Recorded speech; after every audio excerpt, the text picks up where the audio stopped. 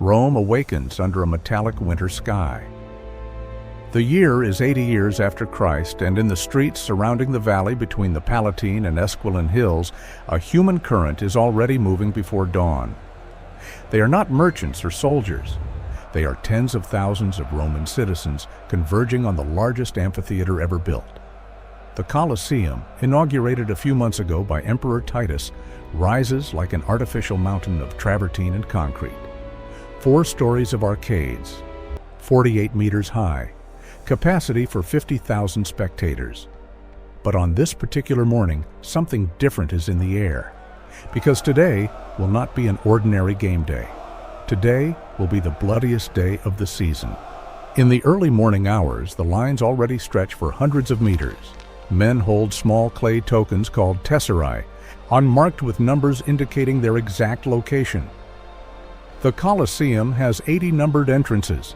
76 of them are Vomitoria, radial exits that allow the entire crowd to evacuate in less than 15 minutes. It's a marvel of engineering. But it's also a tool of power, because the way you enter defines who you are.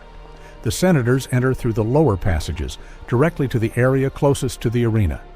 They wear white togas with purple borders. Just above them, the equestrian order, wealthy merchants, retired military officers. Further up, the urban plebeians, artisans, free laborers. And at the top, under the canopy that partially covers the amphitheater, the women and the poorest. The architecture reflects society. Each stone step is a social step. But then the sun breaks through the horizon and the gates open. This is no mere show. It is the unspoken contract that keeps Rome running. The emperor offers bread and circuses, Panem et Circenses, subsidized grain and free entertainment.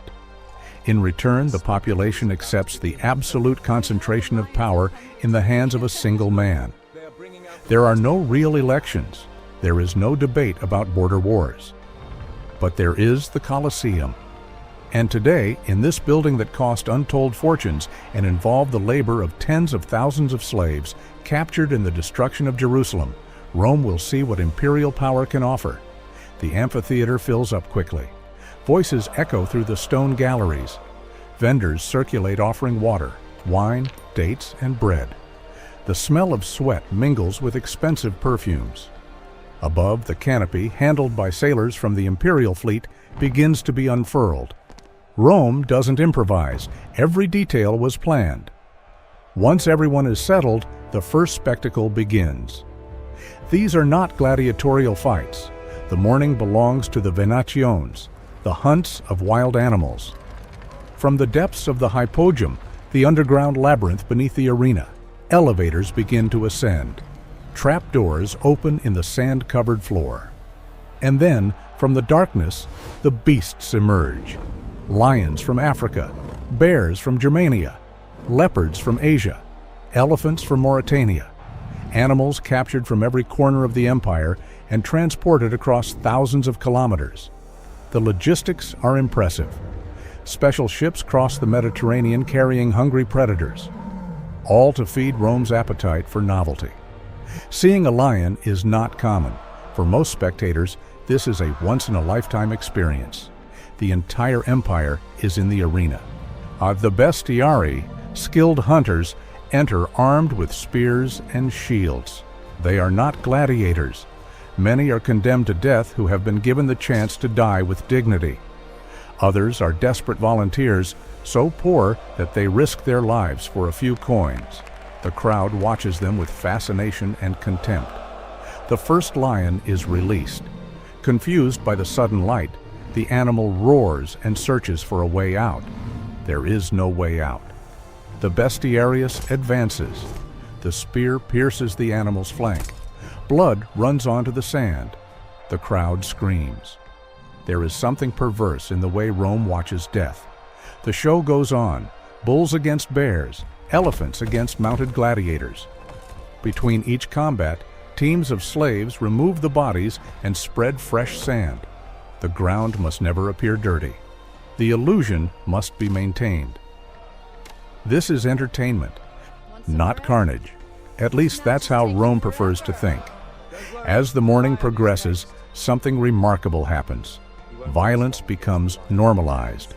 The first bloodshed shocked some, but after the 10th, the 20th death, the faces remain impassive. Eating while an elephant is being slaughtered becomes natural. Rome is being trained to accept violence as commonplace.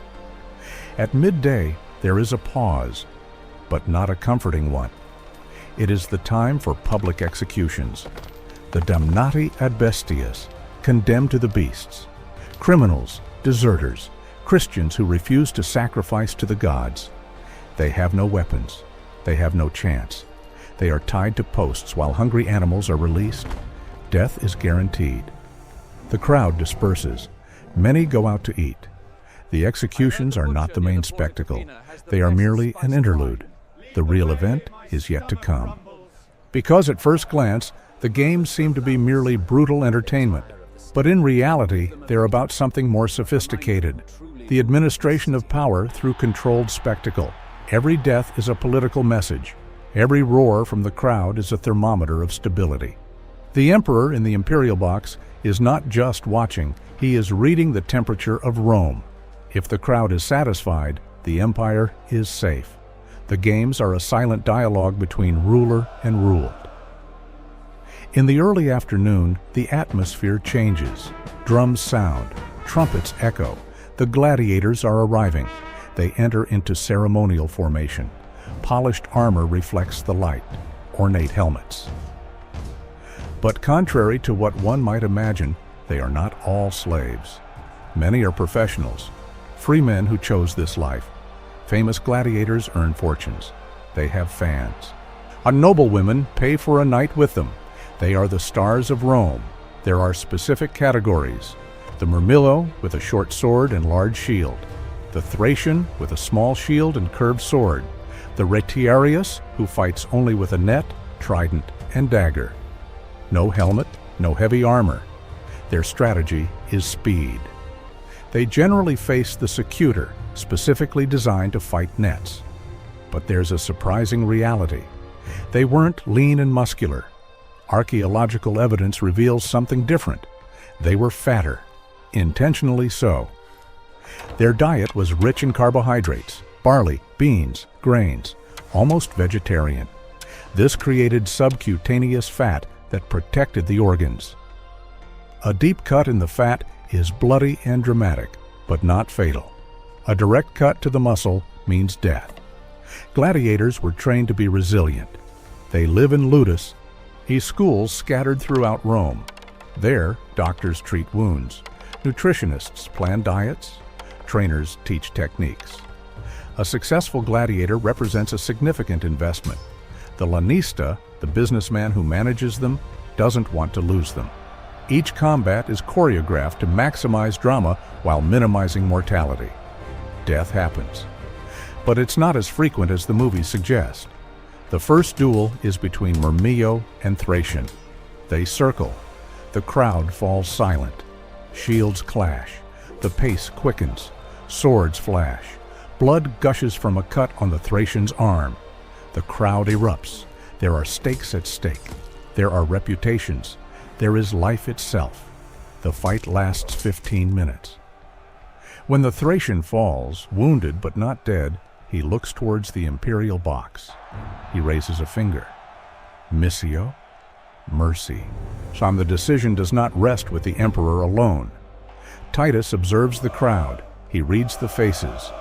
If the gladiator fought well, with courage, his life may be spared. If he disappointed, death is certain. Titus raises his hand. Thumbs up, missio granted. The Thracian will live. Applause echoes, but it's not pure generosity, it's calculation. Keeping gladiators alive means more future shows. The day continues, combat after combat. Between duels, female gladiators fight in special performances.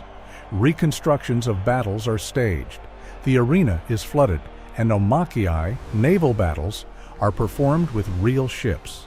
The engineering of the Hypogeum allows for everything. If you're following this journey through the Colosseum and want to explore more stories about how historical systems transformed societies, subscribe to the channel. And every week we delve into a new chapter of the human experience in the past. As the sun sets, the final show approaches. The ultimate combat is between the most famous gladiators, Priscus and Verus, veterans with dozens of victories. The crowd knows them, reveres them. The duel is epic, not because of the violence, but because of the technique. Every movement is calculated. They fight for 30 minutes. When both fall exhausted, wounded but alive, something extraordinary happens.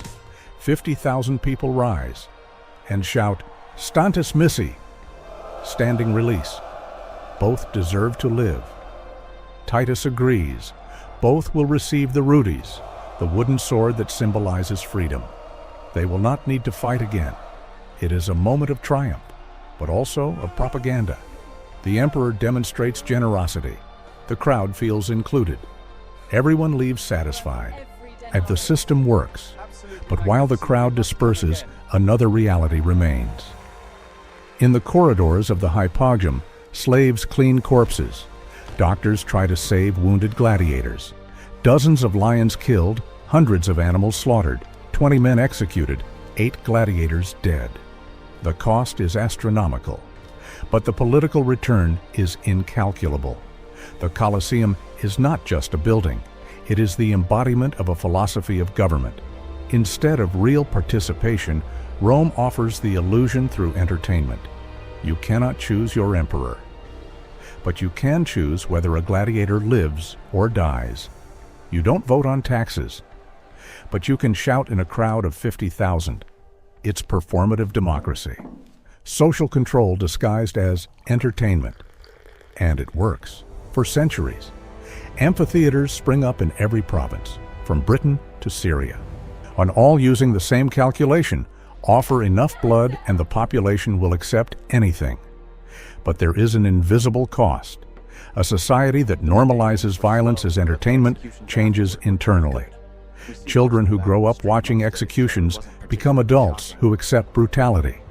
The boundary between justice and spectacle disappears. Rome, the civilization that built aqueducts, created civil law, developed engineering, also transformed death into performance art. These two realities coexist.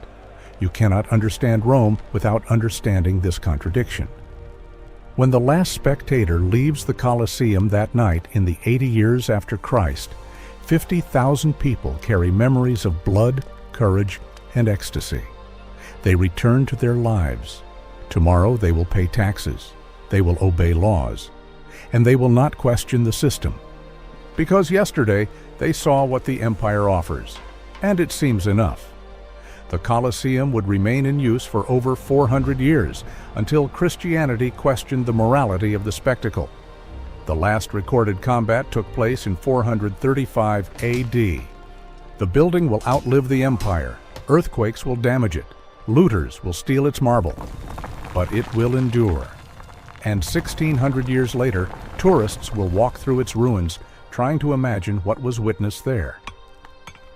The truth is that Rome never resolved this contradiction. It simply managed it. The Colosseum is a monument to this management, a structural compromise between civilizational aspirations and primitive appetites, between order and chaos. And perhaps the most disturbing question is not how Rome could have built such a structure, but rather, what modern versions of the Colosseum exist today? What spectacles do we consume to avoid confronting deeper realities? The Colosseum shows us that civilization and barbarism are not opposites. They are layers of the same society. And the true test of any culture is not what it builds, but what it chooses to celebrate. Rome chose to celebrate this, and paid the price for centuries. If this dive into Imperial Rome has sparked your curiosity, subscribe to the channel and help this project grow. And now a question. If you could spend only 24 hours in any ancient city that we haven't yet shown here, which would you choose and why? I'll select the best suggestions from the comments to be the subject of our next big documentary. Your choice could become our next historical journey.